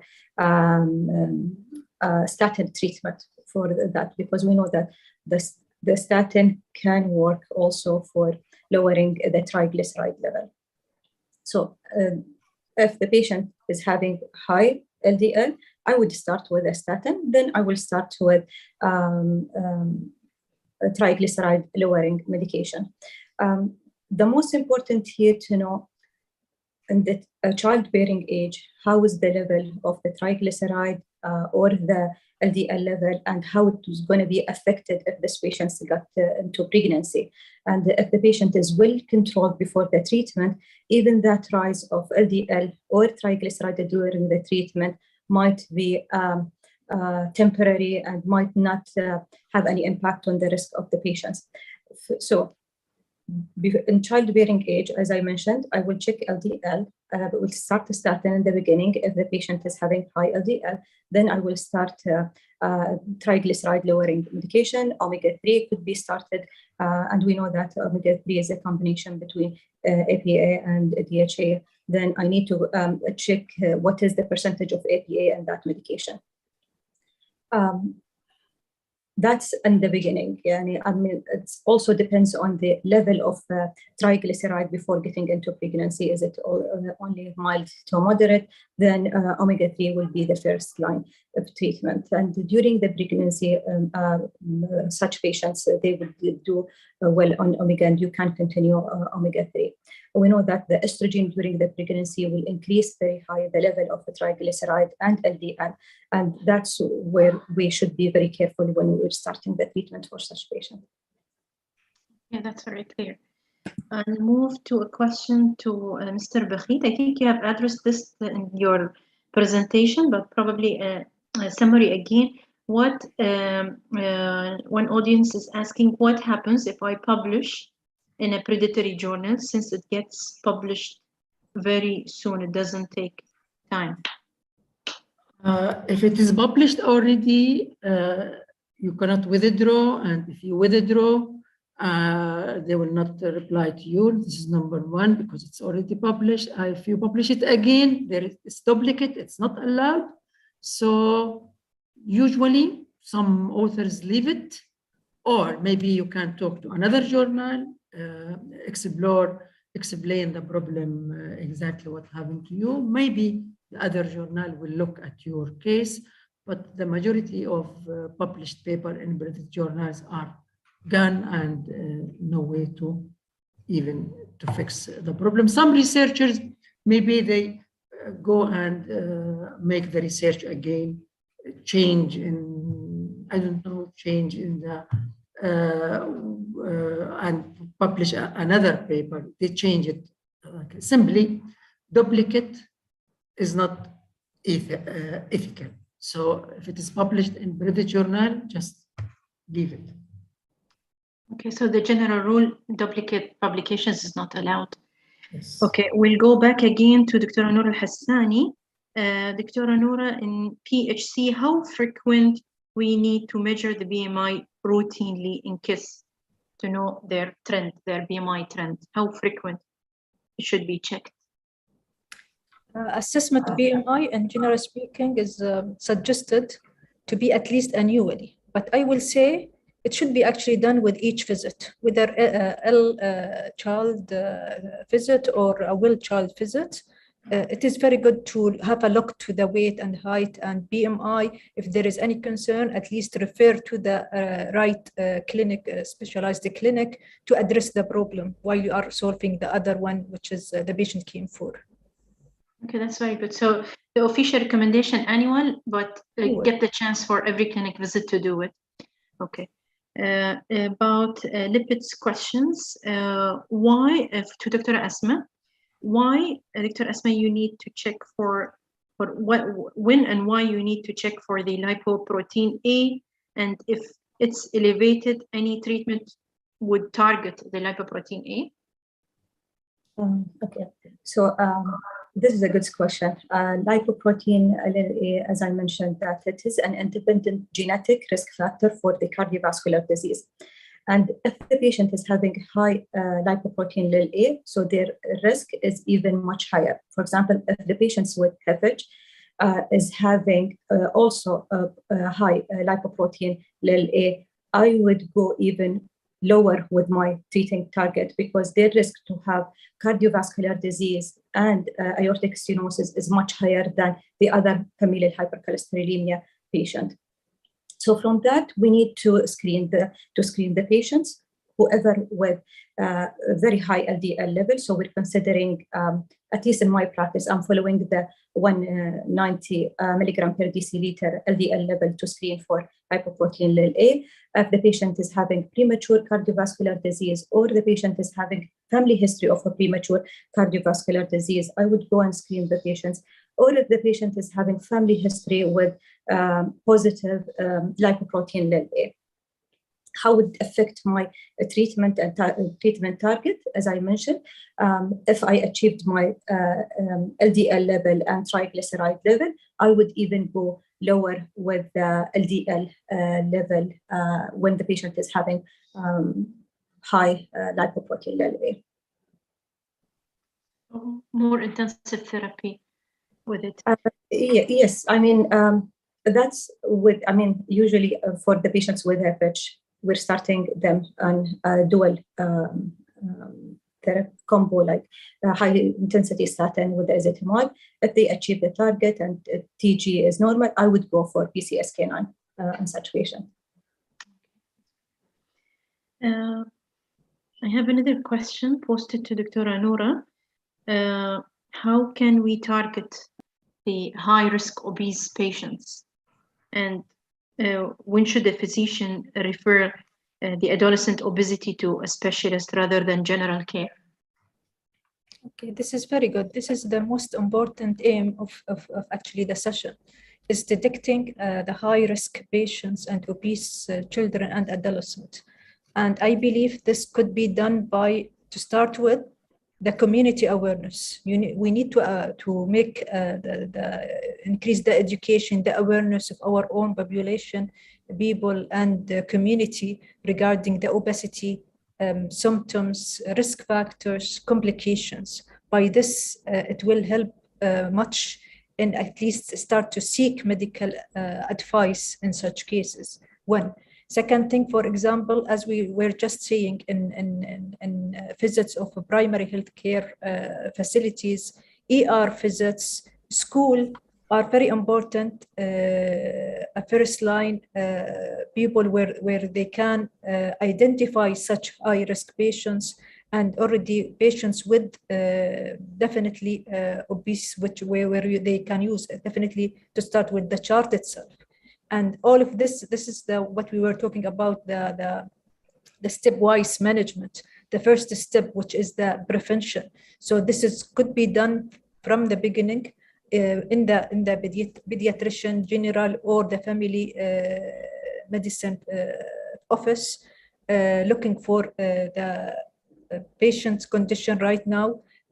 Start by doing the workup, the comorbidities, if it is straightforward, and start the approach of lifestyle modification, family counseling and involvement at the level of whenever they start, they can go up with the step, as we said, and involve more specialists based on the condition. If we continue the same, then yes, more details, more structured diet, lifestyle is being required at this level. You can shift him to the obesity clinics. And our Department of Health did a great job in this by establishing a weight management programs in many centers in Abu Dhabi and Al Ain, for example. One of them is in Tawam, and this is actually run through our general pediatric obesity clinic, where they accept all the overweight and obese children from 2 up to 18 years of age. And on assessment, again, there is more of a multidisciplinary team involving the physician, dietitian, psychologist, which is a great step in my opinion. It's a very great facility that Abu Dhabi and Al Ain is providing. And as you said, very likely if the obesity in the childhood not treated, very likely it will persist into adulthood. So it's better to get into the track of the treatment. Okay, I'll move to the questions directed to Dr. Esma. Why do we need to check the non-HDL level, and what's the target for that? Okay, actually the non-HDL became the emerging target nowadays, and you will find many of the guidelines are talking about the importance for patients to achieve their non-HDL level, because they found that non-HDL level is providing and improving the cardiovascular estimate in high-risk group, mainly diabetic, CKD patients, and metabolic syndrome patients. Some of the international guidelines, they're considering it as the second target after achieving LDL. We need to look at non-HDL level. So if your patient achieve already their target LDL, you should go and check if they achieve their target of non-HDL. And if they're not achieving, you should escalate your medication and add another lipid lowering agent. So how you would calculate the non-HDL? It's very easy. You should add, for the target LDL, you would add 30 milligram per deciliter if you're using the milligram per deciliter, or if you're using the millimole per liter, you will add 0.8 to the target. For example, if the patient is having high risk and your target is less than 70, you're going to add 30, so their non-HDL target is should be less than 100. And if you're using the 1.8, you should add 0.8 to it, it's going to be 2.6. That's very clear. We still have 18 open questions. I think it's difficult to address them all. I'll just move to the last question to Mr. Bakhi, as we're running out of time and we need to move to the fourth speaker. Just quick question, Mr. Bakhi, is there a website that the audience can post the name of the journal to cut it easy and say if this is predatory journal or it's an illegitimate journal? Yes, there is websites, but those websites are not updated frequently. I can even share the website with you later, or I can share even full slide with you later for such lists. But again, it's not comprehensive, and better if you can reach help, for example, from the library or somebody who knows that. Okay, so the websites are not updated. So I would like to thank the audience for their questions and their interaction with us. And I would like to ask the presenters, please, for the questions that are still open in the Q&A box, if you can kindly answer as much as you can directly to the audience. And we should move now to our fourth speaker. That is a sponsored talk by Servier, sulfonylurea, in the current practice of type 2 diabetes management. Are they all the same? And this is a consensus from the GCC countries advisory board on sulfonylurea. It will be presented by Dr. Naji Hashim Mohammed. Dr. Naji is a senior diabetologist working at Imperial College at London Diabetes Center at LA. The floor is yours, Dr. Naji, and you can start and share your presentation. Bismillah ar-Rahman ar-Rahim. Assalamu alaikum. Good evening to all of you. And thank you very much for taking some of your time to join us for tonight's activity. And extend my thanks to the organizing team and the sponsor for the invitation. What I'll be doing in this part of the program, I'm giving you some short review on the role of sulfonylureas in the current practice of type 2 diabetes management. This is my disclosures of conflict of interest in relation to the material I'll be presenting tonight. And I will be having some short introduction before moving into some details on the importance of glycemic control in our patients with type 2 diabetes. And before I move to the main part of this presentation, try to speak about the role of sulfonylureas in type 2 diabetes. Are they still needed? And are they all the same? And then I will try to finish bringing to you some recommendation of some of the recent consensus statements from the expert in our region about the role of sulfonylureas. I think we're all aware of the fact that type 2 diabetes is one of the major challenges to the medical community all around the globe and to all of us, being one of the leading causes of largely preventable morbidity and mortality.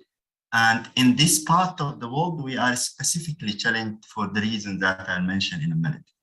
We've learned through a large amount of evidence that early achievements of glycemic target is quite central to the management of patients with type 2 diabetes and is very crucial in reducing the associated morbidity and mortality. we've made a lot of progress. We have a lot of options for treatment of patients with type 2 diabetes, but unfortunately, we are not doing very well when it comes to getting patients into their glycemic targets. And just showing you some of this evidence of what I've mentioned, this is some recent epidemiological data released by the International Diabetes Federation in their latest version of the Diabetes Atlas. And if we take a closer look to our region, two alarming pieces of the data. First, the high frequency of prevalence of this condition in this part of the world. And in the Middle East and North Africa, we have the highest prevalence across all geographical areas, with 1 in every 6 adults estimated to have diabetes. And even more serious, the fact that we're seeing mortality related to diabetes quite early in this part. 25% of the deaths that occur in relation to diabetes in this region occur in people during their working age, which is the highest prevalence across all geographical areas, putting a lot of responsibility on our side to act early and make difference to the life of these patients. If we look into our ability in this part of the world to bring patients into their control, here we're talking about the 6 Gulf states, and you would see shown in orange the very high prevalence rate. But if we look into the reported percentage of patients getting into their glycemic goal, talking about type 2, only 11 to 41% of the patients in this region get into their A1C goal below 7%, which again, a strong call for more actions when it comes to managing hyperglycemia in our patient with type 2 diabetes. We know that it is important and it worth the effort. This is data you're all aware of from the landmark UKBDS trial, now more than 20 years released, showing that managing patients early in the course of their type 2 diabetes, getting them into their target of below 7, will lead to a significant impact on all their clinical outcomes, significant reduction in microvascular disease, macrovascular complication, as well as mortality, and significantly cutting the cost of treatment of this patient by almost 25% as estimated in this analysis. But even later in the course of the disease, still managing glucose does have impact on the outcomes of this patient. And here I'm referring to an excellent work that had been done by Professor Michael Nock, published only a few months ago. He looked and his team into 14 of the latest major cardiovascular outcome trials, taking patients with advanced disease in the later course of the disease, managing them with different groups of medication. And we know that we have now classes like SGLT2 inhibitors and GLP-1 who have an actions that improve the vascular events in this patient. But what he did, he was looking into the impact of reducing A1C during these studies on vascular events. And clearly, you would appreciate that the amount of reduction in A1C is directly related to the reduction in the major vascular events, suggesting an important and direct value of reducing A1C even later in the course of the disease. And we know in most of these studies, sulfonylureas was part of the standard of care medications for these patients. We know that we have to achieve control early. And here I'm just showing you one piece of evidence, a work by Professor Kamil Shonti and his colleague, comparing two groups of patients retrospectively, a group that achieved control within 6 months from the diagnosis of diabetes to another group who didn't achieve control early, following them for 5 years, comparing the incidence of major cardiovascular events. And you would see there was 62% higher vascular events in the late control group due to what we call now the dysglycemic legacy, or the delay in achieving glycemic control, which we all know now a strong drive for complications. We know that metformin alone doesn't do the job in most of our patients. And this is a review looking into the percentage of patients who stayed into control of below 7 by 1 year from starting metformin alone. And based on the baseline A1C, you would appreciate if you start at an A1C of 8 to 8.9, only 37 of your patients will stay below 7 at 1 year. And the number is even less with a higher starting A1C. So to summarize this first part, it's clear that glycemic control in type 2 is quite essential, improving short and long-term outcomes. We need to do that as early as we can if we are to bring a major difference, and we need combination in most of the cases. So in the second part, we'll try to see if we need sulfonylureas to achieve these targets. And that will bring me to the second part of this presentation. In order to answer the question, do we need sulfonylureas, one would look into the features of this class, which we all agree that they have a high glycemic efficacy. We know that one of the strongest and non-insulin type 2 diabetes management tools. We've got an extensive evidence for their glycemic efficacy and good understandings of their actions. We know that low cost is one of the big credits of this class of medication, and we have a reasonable understanding of their safety, and I would say reasonably safe if used appropriately, choosing the right sulfonylurea in the right patient, and that's what I will do next. So in this large meta-analysis, you would see a sort of comparison of the value when it comes to glycemic efficacy of this class, sulfonylureas, which you would appreciate significantly exceed the other members of the classes like DPP-4 inhibitors and SGLT2 inhibitors in this large meta-analysis, comparing 11 oral agents from 5 different classes, where clearly sulfonylureas, especially glycoside shown in orange, show the superior efficacy, strengthening their value in our tools available to get our type 2 patients into their glycemic target. Are they all the same? Do we need to differentiate and use specific sulfonylureas? And here I'm going to discuss this part in 3 aspects. First, talking about the differences in the members of this class in structure and action, the differences they have on benefits of glycemia and complications, and the differences in the side effects and the concerns associated with sulfonylureas. Here you would see the structures of the main members of the sulfonylurea family. And on the top, you would see glycoside, which you would appreciate have an additional amino-octyl ring, contribute to some of the differences it has in its characteristics and actions. We know that all members of this class work by stimulating the sulfonylurea receptors in the beta cells. However, glycoside action on this receptor is associated with, first, higher affinity, which explains is stronger glycemic efficacy of this molecule. It also has a stronger selectivity to the beta cell sulfonylurea receptors with the low affinity to the vascular or cardiac sulfonylurea receptors, which explained the higher safety of this member of the family. The reversible binding, which explain the lower hypoglycemia risk associated with this class, which you would see in this earlier analysis, looking into the amount of insulin stimulated with glycoside shown in blue when the glucose is high, and significantly less insulin stimulated when glucose is low, using glycoside, reducing the risk of inducing hypoglycemia. When we move on to discuss the value of this molecule on glucose and complications, and I will start by its value in achieving glycemic targets, and here sharing with you one piece of recent evidence, which is a large retrospective comparative analysis comparing the value of glycoside MR to sitagliptin, a DPP-4 inhibitor, in patients being uncontrolled on metformin.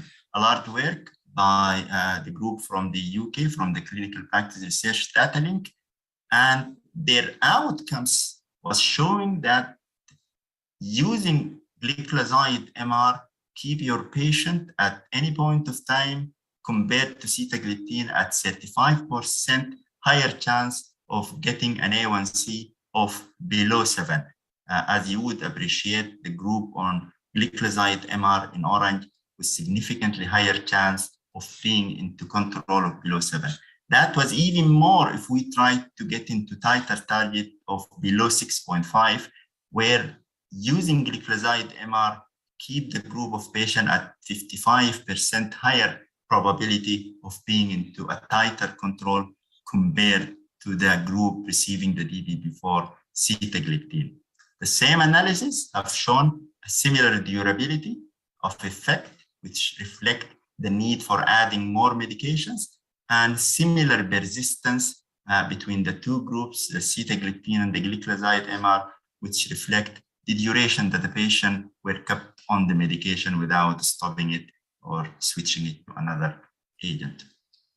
If we move on to speak about the value of this molecule on outcomes, on the micro and macrovascular outcomes in diabetes, that will bring me to speak about the landmark trial, the ADVANCE, which was a 5-year trial, followed by observational follow-up for another 5 years, or what is known as the ADVANCE-ON trial.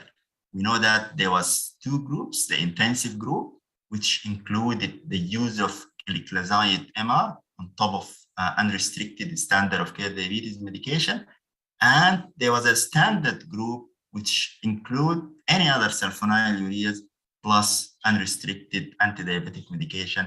And the aim was to get into the target below 6.5 in the intensive group and then compare on the vascular outcomes in these patients.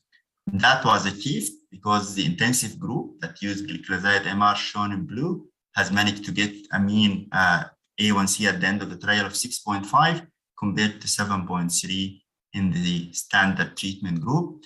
And there was a significant impact on the primary composite endpoint, which was a composite of all micro and macrovascular outcome, which showed a relative risk reduction of 10%, which achieved statistical significance. That was even more pronounced if we look into microvascular complication, which showed a relative risk reduction of 14%. And even more impressive was the impact on renal outcomes during the ADVANCE and the ADVANCE-ON, because the group that has received glycoside MR have a significant 9% relative risk reduction in incidence of new microalbuminuria. There was also 30% reduction in the chance of progression to macroalbuminuria, and we've seen an impressive 65% relative risk reduction in the risk of progressing to end-stage kidney disease in the group received glycoside compared to the standard treatment group.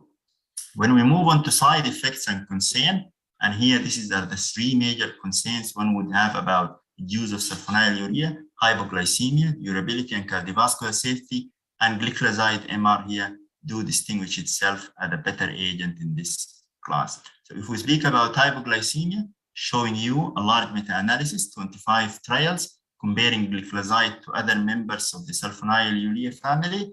And in this slide, you would see that looking into mild hypoglycemias on the top or severe hypoglycemia on the bottom, it's clearly that glycoside, marked here with red, significantly less incidence of hypoglycemia here compared to glimepiride, and here an incidence of severe hypoglycemia less compared to glibenclamide, glimepiride, and glipizide.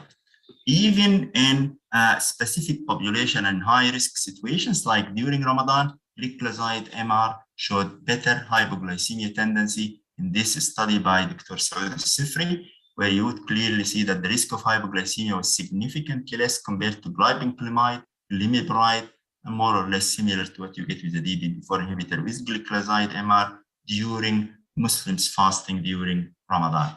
When it comes to the durability of action, which is some of the concern released by the sulfonylurea and its possible concern about exhausting the beta cells, glycoside also perform better in this aspect of concern.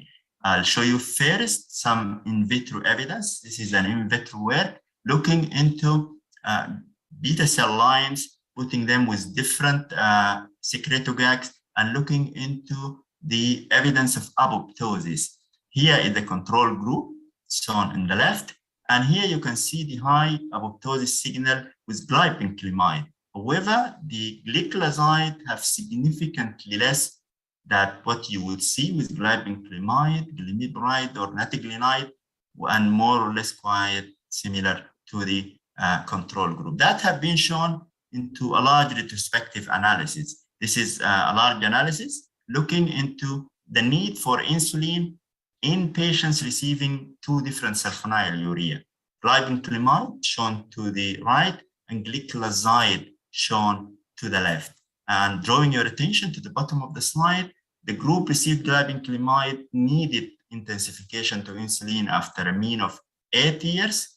However, the group on gliclazide needed more than 14.5 years to progress to the need of insulin, suggesting their better value in maintaining glycemic control and their durability of action. Cardiovascular safety, and now we have huge amount of evidence supporting the safety of this class of medication, the sulfonylureas. Here, this is a large meta-analysis, 115 trials, showing that the incidence of major cardiovascular events in patients receiving sulfonylureas compared to any comparator, yielding a complete similarity between the two groups. And also reminding you of the mortality, cardiovascular death outcome of the advance and advance on trial, which were very large trials with a total of 10 years follow-up. The group that received gliclazide, if anything, there was numerically better cardiovascular mortality, although that did not reach statistically significant, but on the minimum showing the safety when it comes to cardiovascular mortality risk. The last part, I'll just draw your attention to some of the recommendations from the latest consensus from a group of experts from this region on the role of sulfonylureas in management of our patient. This was published recently, only a few months ago, where a group of our experts have put a consensus that has been endorsed by most of the diabetes societies in this region, including the Emirates Diabetes and Endocrine Society and other relevant societies.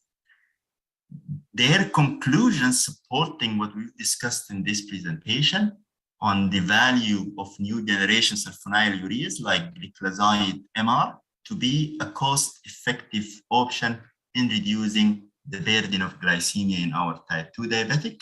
They have stressed on their efficient glycemic control, their speed of achieving glycemic target, which we've already mentioned the value of early achievement of glycemic target in our patient, their safety, specifically in conditions and times like Ramadan, their cost, which put them into a better position.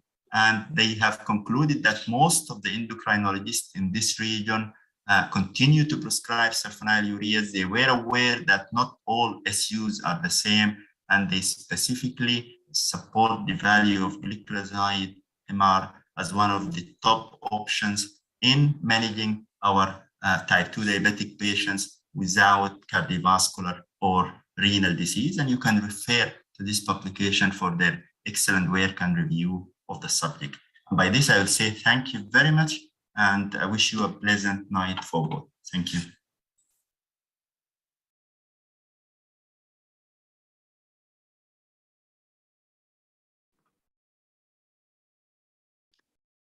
Thank you very much, Dr. Naji, for this comprehensive review and presenting this consensus.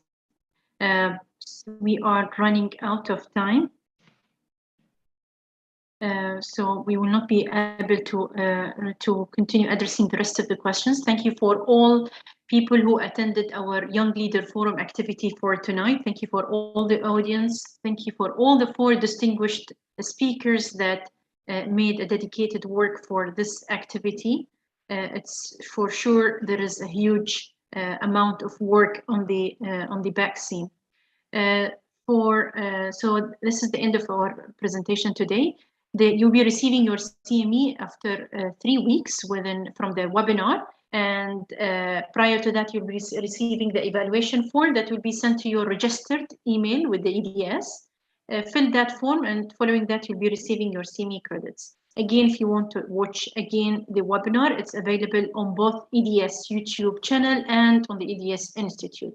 For our upcoming webinars, you can always visit the Emirates Diabetes Endocrine Society website to look for the upcoming webinars. For the Young Leader Forum, we still have 2 more left for this year before we move to season 5.